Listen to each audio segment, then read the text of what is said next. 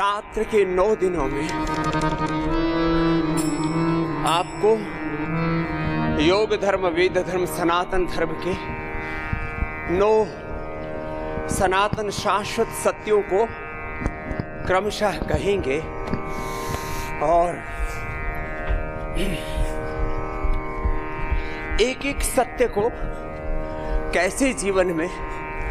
आत्मसात करना है उसका उपाय। किसी भी सत्य को जीवन में उतारने के लिए, क्या बोला, किसी भी सत्य को जीवन में उतारने के लिए, उसको धारण करने के लिए एक बहुत ही प्रामाणिक प्रक्रिया से गुजरना पड़ता है। आज अभी हम पहले दुर्गा सहस्त्र नाम के साथ योगिंग सूर्य नमस्कार, दंड बैठक जो जितना कर पाते हैं पूरा करेंगे।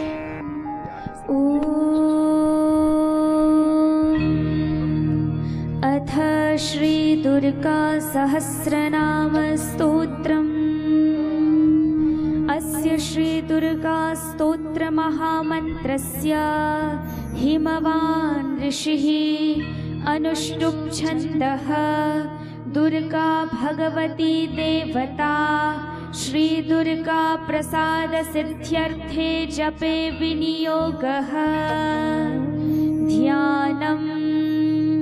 कालाभ्राभां कटाक्षैररिकुलभयदां मौलिबद्धेन्दुरेखां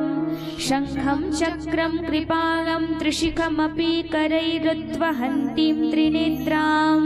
सिंहस्कन्धाधिरूढां त्रिभुवनमखिलं तेजसा पूरयन्तीं। ध्यायेत् दुर्गां जयाख्यां त्रिदश परिवृतां सेवितां सिद्धिकामैः। अथ स्तोत्रम्। शिवा धौमा रमा शक्तिरनन्ता निष्कलामला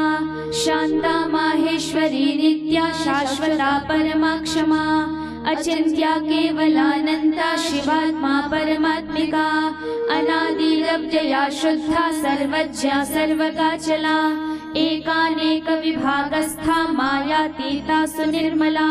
महामाहेश्वरी सत्या महादेवी निरञ्जना काष्ठा सर्वान्तरस्थापि चिच्शक्तिष्ठा त्रिलालिता सर्वा सर्वात्मिका विश्वा ज्योतिरूपाक्षरामृता शान्ता प्रतिष्ठा सर्वेषां निवृत्तिरमृतप्रदा व्योममूर्तिर्व्योम संस्था व्योमधाराच्युतातुला अनादिनिधना मोघा कारणात्मकलाकुला ऋतु प्रथमजानाभिरमृतात्मसदाश्रया प्राणेश्वरी प्राणरूपा प्रधान पुरुषेश्वरी।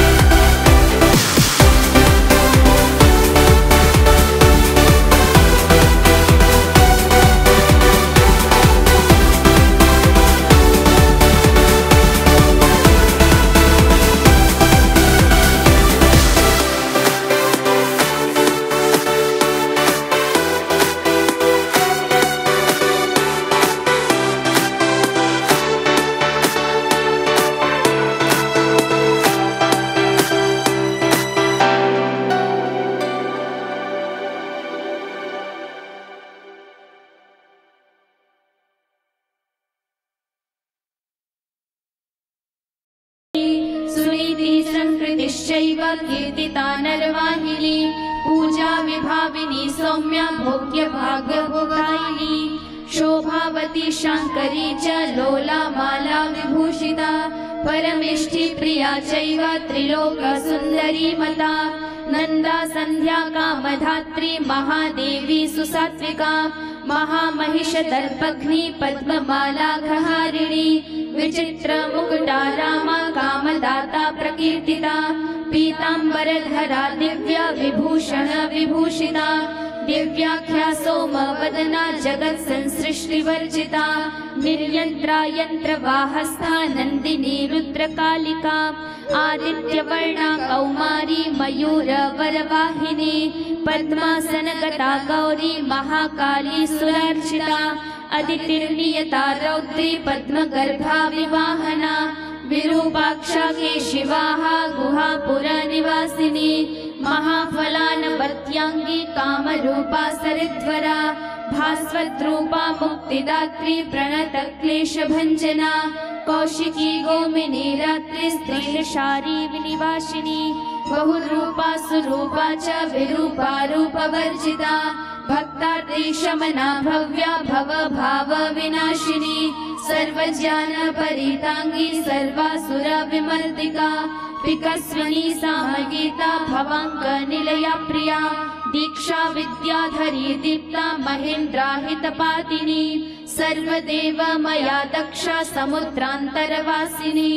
अकलंका निराधारा नित्य सिद्धा निरामया कामधेनुर्बृहद्गर्भा धीमती मौननाशिनी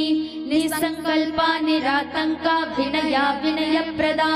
ज्वाला माला सहस्राढ्या देवदेवी मनोमया सुभगा सुविशुद्धा च वसुदेव समुद्भवा महेन्द्रोपेन्द्र भगिनी भक्तिगम्या परावरा ज्ञानजेय परातीता वेदांत विषयामतिः दक्षिणादाहिका दह्या सर्वभूत हृदि स्थिता योगमाया विभागज्या महामोहा गरीयसी संध्या सर्वसमुद्भूता ब्रह्मवृक्षाश्रयादितिः बीजांकुर समुद्भूता महाशक्तिर्महामतिः ख्यातिः प्रज्ञावती संज्ञा महाभोगीन्द्रशायिनी ह्रींक्रीडी शंकरी शांतिर्गंधर्व गणसेविता वैश्वानरी महाशूला देवसेना भवप्रिया महारात्रि परानंदा शची दुःस्वप्ननाशिनी ईड्या जया जगद्धात्री दुर्विजया स्वरूपिणी गुहांबिका गणोत्पन्ना महापीठा मरुत्सुता हव्यवाहा भवानंदा जगद्योनिः प्रकीर्तिता जगन्माता जगन्मृत्युर्जरातीता च बुद्धिता सिद्धिदात्री रत्नगर्भा रत्नगर्भाश्रया परा दैत्यहन्त्री श्रेष्ठदात्री मंगलैका सुविग्रहा पुरुषान्तर्गता चैव समाधिस्था तपस्विनी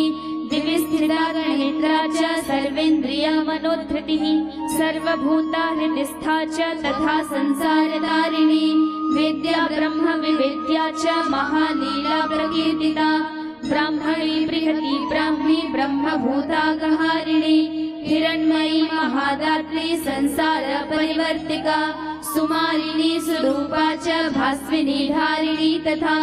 उन्मूलिनी सर्वसमा सर्वप्रत्यय साक्षिणी सुसौम्या चंद्रवदना तांडवा सप्तमानसा सत्वशुद्धीकरी शुद्धा मलत्रया विनाशिनी जगत्त्रयी जगन्मूर्ति स्त्रीमूर्तिरमृताश्रया विमानस्था विशोका च शोकनाशिन्यनाहता हेमकुण्डलिनी काली पद्मवासा सनातनी सदा कीर्ति सर्वभूतशया देवी सदा प्रिया ब्रह्ममूर्ति कला चैव कृत्तिका कञ्जमालिनी व्योमकेशा क्रिया शक्ति इच्छा शक्ति परागतिः क्षोभिका खंडिका भेद्या भेदा भेदा विवर्जिता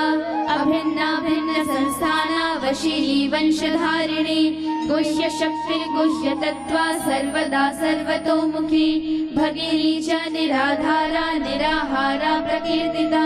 निरंकुश पदोद्भूता चक्रहस्ता विशोधिका स्रग्विणी पद्म संभेद कारिणी परिकीर्तिता परावर विधानज्ञ महापुरुष पूर्वजा परावरज्ञ विद्या च विद्युज्जिह्वाजिताश्रया विद्यामयी सहस्राक्षी सहस्रवदनात्मजा सहस्ररश्मि सत्त्वस्था महेश्वर पदाश्रया ज्वालिनी सन्मया व्याप्ता चिन्मया पद्मभेदिका महाश्रया महामन्त्रा महादेवा मनोरमा व्योमलक्ष्मी सिंहरथा चेकितानामितप्रभा विश्वेश्वरी भगवती सकला कालहारिणी सर्ववेद्या सर्वभद्रा गुह्या गूढा गुहारिणी प्रलया योगधात्री च गंगा विश्वेश्वरी तथा कामदा कनका कांता कंजगर्भप्रभा तथा पुण्यदा कालकेशा च भोक्त्री पुष्करिणी तथा सुरेश्वरी भूतिदात्री भूतिभूषा प्रकीर्तिता पंचब्रह्म समुत्पन्ना परमार्थार्थ विग्रहा वर्णोदया मानमूर्तिर्वाग्विजया मनोजवा मनोहरा महोरस्का तामसी वेदरूपिणी वेदशक्तिर्वेदमाता वेदविद्या प्रकाशिनी योगेश्वरेश्वरी माया महाशक्तिर्महामही विश्वान्तस्था वियन्मूर्तिर्भार्गवी सुरसुन्दरी सुरभिर्नन्दिनी विद्यानन्दगोपालनूद्भवा भारती परमानन्दा परावरा विभेदिका सर्वप्रहरणोपेता काम्या कामेश्वरेश्वरी अनन्तानन्द विभवा हृल्लेखा कनकप्रभा कूष्माण्डा धनरत्नाढ्या सुगन्धा गन्धदायिनी त्रिविक्रमा पदोद्भूता चतुरास्या शिवोदया सुदुर्लभा धनाध्यक्षा धन्या पिङ्गललोचना शान्ता प्रभा स्वरूपा च पङ्कजायतलोचना इन्द्राक्षी हृदयान्तस्था शिवा माता च सत्क्रिया गिरिजा च सुगूढा च नित्यपुष्टा निरन्तरा दुर्गा कात्यायनी चण्डी चन्द्रिका कान्तविग्रहा हिरण्यवर्णा जगती जगत्यन्त्र प्रवर्तिका मन्दरात्रि निवासा च शारदा स्वर्णमालिनी रत्नमाला रत्नगर्भा व्युष्टिर्विश्वप्रमाथिनी पद्मानन्दा पद्मनिभा नित्यपुष्टा कृतोद्भवा नारायणी दुष्टशिक्षा सूर्यमाता वृषप्रिया महेन्द्र भगिनी सत्या सत्यभाषा सुकोमला वामा च पञ्च तपसां वरदात्री प्रकीर्तिता वाच्यवर्णेश्वरी विद्या दुर्जया दुरतिक्रमा कालरात्रिर्महावेगा वीरभद्रप्रिया हिता भद्रकाली जगन्माता भक्तानां भद्रदायिनी कराला पिङ्गलाकारा कामभेत्री महामना यशस्वी यशोदा च षडत्व परिवर्तिका शङ्खिनी पद्मिनी संख्या सांख्ययोग प्रवर्तिका चैत्रादिर्वत्सरारूढा जगत्सम्पूर्णीन्द्रजा शुम्भग्नि खेचराराध्या कम्बुग्रीवा बलीडिता खगारूढा महेश्वर्या सुपद्मनिलया तथा विरक्ता गरुडस्था च जगति हृद्गुहाश्रया शुम्भादिमथना भक्ता हृद्गह्वर निवासिनी जगत्त्रयारणी सिद्ध संकल्प कामदा तथा सर्वविज्ञानदात्री च नल्प कल्मषहारिणी सकलोपनिषद्गम्या दुष्टदुष्प्रेक्ष्य सत्तमा सद्धृता लोकसंव्याप्ता तुष्टिः पुष्टिः क्रियावती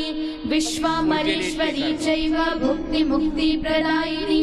शिवा धृता लोहिताक्षी सर्वमाला विभूषणा निरानन्दा त्रिशूलासी धनुर्बाणादिधारिणी अशेष ध्येयमूर्तिश्च देवतानां च देवता वराम्बिका गिरेः पुत्री निशुम्भ विनिपातिनी सुवर्णा स्वर्ण लसितानन्तवर्णा सदा धृता शाङ्करी शान्त हृदया अहोरात्र विधायिका विश्वगोप्त्री गूढरूपा गुणपूर्णा च गार्ग्यजा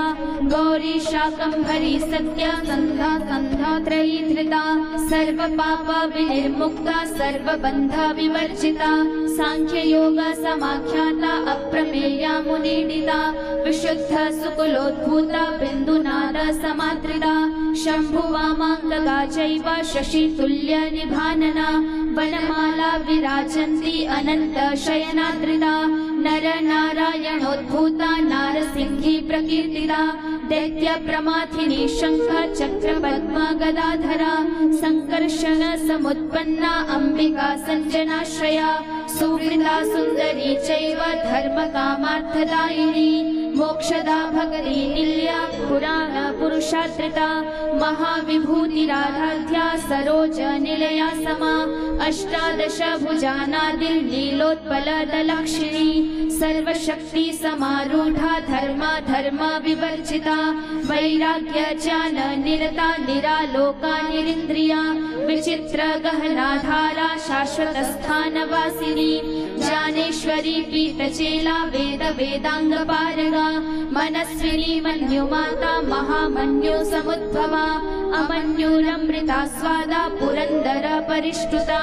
अशोच्या भिन्न विषया हिरण्य रजत प्रिया हिरण्य जननी भीमा हेमा भरणभूषिता विभ्राजमाना दुर्जेया ज्योतिष्टोम फलप्रदा महानिद्रा समुत्पत्ति लनिद्रा सत्यदेवता दीर्घा ककुत्मिनी पिंग जटाधारा मनोज्यधीः महाश्रया रमोत्पन्ना तमः पारे प्रतिष्ठिता त्रितत्व माता त्रिविधा सुसूक्ष्मा पद्म संश्रया शान्त्यतीता कलातीता विकारश्चेतचेलिका चित्रमाया शिवज्ञान स्वरूपा दैत्यमाथिनी काश्यपी काल सर्वा भवेलिका शास्त्रयोनिका त्रयी मूर्ति क्रिया मूर्तिश्चतुर्वर्गा च दर्शिनी नारायणी नरोत्पन्ना कौमुदी कांतिधारिणी कौशिकी ललिता लीला परावर विभाविनी वरेण्याद्भुत महात्म्या वडवा वामलोचना सुभद्रा चेतनाराध्या शांतिदा शांतिवर्धिनी जयादि शक्ति जननी शक्ति चक्र प्रवर्तिका त्रिशक्ति जननी जन्या षट्सूत्र परिवर्णिता सुधौत कर्मणाराध्या युगान्त दहनात्मिका संकर्षिणी जगद्धात्री कामयोनिः किरीटिनी ऐन्द्री त्रैलोक्य नमिता वैष्णवी परमेश्वरी प्रद्युम्ना जननी बिंब समोष्ठी पद्मलोचना मदोत्कटा हंसगति प्रचंडा चंड विक्रमा वृषाधीशा परात्मा च विंध्य पर्वतवासिनी हिमवन्मेरु निलया कैलास पुरवासिनी चाणूरहंत्रिणी तिज्या कामरूपा त्रयी तनूः व्रतस्नाता धर्मशीला सिंहासन निवासिनी वीरभद्रा धृता वीरा महाकाल समुद्भवा विद्याधरा चिता सिद्ध राध्याराधित पादुका श्रद्धात्मिका पावनी च मोहिनी अचलात्मिका महाद्भूता वारिजाक्षी सिंह वाहन गामिनी मनीषिणी सुधावाणी वीणा वादन तत्परा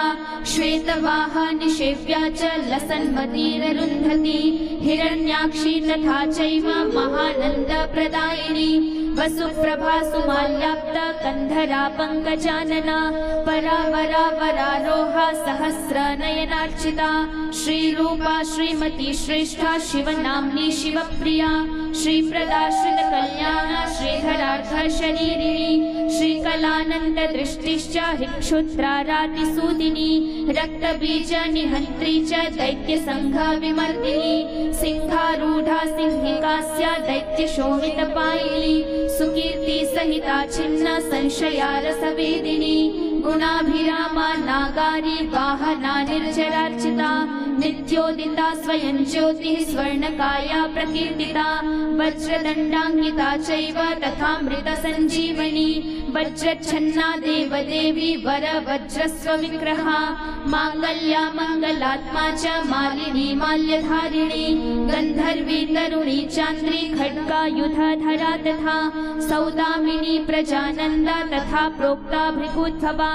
एकानंगा च शास्त्रार्थ कुशला धर्मचारिणी धर्म सर्वस्ववाहा च धर्मा धर्म विनिश्चया धर्म शक्ति धर्ममया धार्मिकानां शिवप्रदा विधर्मा विश्वधर्मज्ञा धर्मार्थान्तर विग्रहा धर्मवर्ष्मा धर्मपूर्वा धर्मपारंगतान्तरा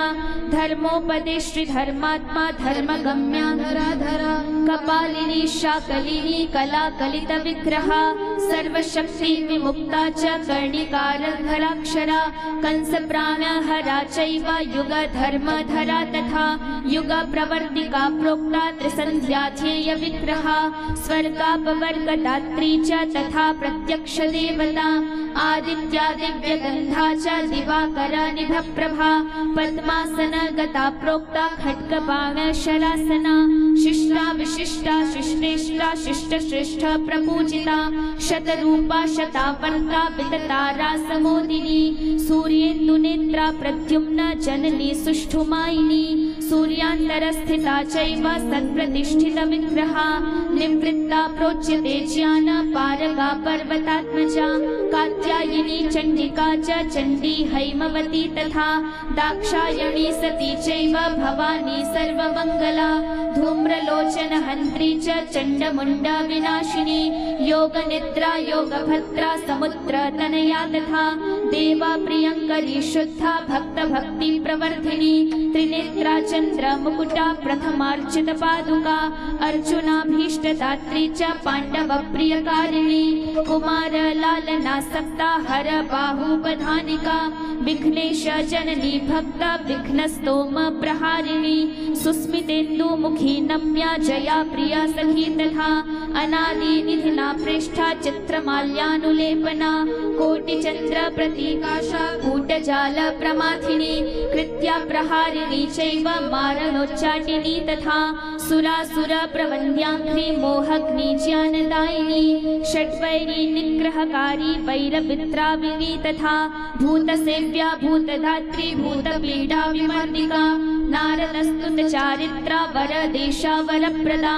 वामदेवस्तुता चैव कामदा सोमशेखरा दिक्पालसेविता भव्या भाविनी भावदायिनी श्री सौभाग्यप्रदात्री च भोगदा रोगनाशिनी व्योमगा भूमिका चैव मुनि पूज्य पदाम्बुजा वनदुर्गा च दुर्बोधा महादुर्गा प्रकीर्तिता अथ फलश्रुतिः। ये जो भी पाठ किया ये मात्र पाठ नहीं है। लंबे लंबे श्वासों के साथ कीजिए। इस पाठ से आपको क्या उपलब्ध होता है? मैं कई बार कहता हूं पूरी दुनिया फायदे के कायदे से चलती है, जिसमें बेनिफिट लाभ प्रॉफिट होता है और लाभ की अनेक शाखाएं हैं, अनेक घटक हैं,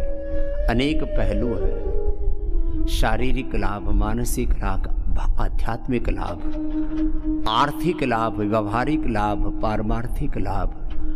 स्वयं का लाभ, परिवार का लाभ, समाज का लाभ, राष्ट्र का लाभ, विश्व का लाभ, विश्व कल्याण। तो आत्म कल्याण से लोक कल्याण की पूरी यात्रा क्या है? तो चलो। इतीदं कीर्तितं भद्र दुर्गा नाम सहस्रकं त्रिसन्ध्यं यः पठेन् नित्यं तस्य लक्ष्मीः स्थिरा भवेत् ग्रहभूतपिशाचादि पीडा नश्यत्य संशयं बालग्रहादिपीडायाः शान्तिर्भवति कीर्तनात् मारिकादि महारोगे पठतां सौख्यदं तृणां व्यवहारे च जयदं शत्रुबाधा निवारकं दम्पत्योः कलहे प्राप्ते मिथः प्रेमाभिवर्धकम् आयुरोग्यदं पुंसां सर्वसम्पत्प्रदायकं विद्याभिवर्धकं नित्यं पठतामर्थसाधकं शुभदं शुभकार्येषु पठतां शृण्वतामपि यः पूजयति दुर्गां तां दुर्गा नाम सहस्रकैः पुष्पैः कुङ्कुमसम्मिश्रैः स तु यत्काङ्क्षते हृदि तत्सर्वं समवाप्नोति नास्ति नास्त्यत्र संशयः यन्मुखे ध्रियते नित्यं दुर्गा नाम सहस्रकं तिं तस्येतरमन्त्रोऽघैः कार्यं धन्यतमस्य हि दुर्गा नाम सहस्रस्य पुस्तकं यद्गृहे भवेत् न तत्र ग्रहभूतादि बाधा स्यान्मङ्गलास्पदे तत्गुह्यं पुण्यदं क्षेत्रं देवी सान्निध्यकारकम् एतस्य स्तोत्रमुख्यस्य पाठकः श्रेष्ठमन्त्रवित् देवतायाः प्रसादेन सर्वपूज्यः सुखी भवेत् इत्येतन्नगराजेन कीर्तितं मुनिसत्तमा गुह्यात् गुह्यतरं स्तोत्रं त्वयि स्नेहात् प्रकीर्तितं भक्ताय श्रद्दधानाय केवलं कीर्त्यतामिदं हृदि धारय नित्यत्वं देव्यनुग्रहसाधकम् इति श्रीस्कन्दपुराणे स्कन्दनारदसंवादे दुर्गासहस्रनामस्तोत्रं सम्पूर्णम्। कात्यायनी महामाये खड्गवानधरे खड्गधारिणी चण्डी श्री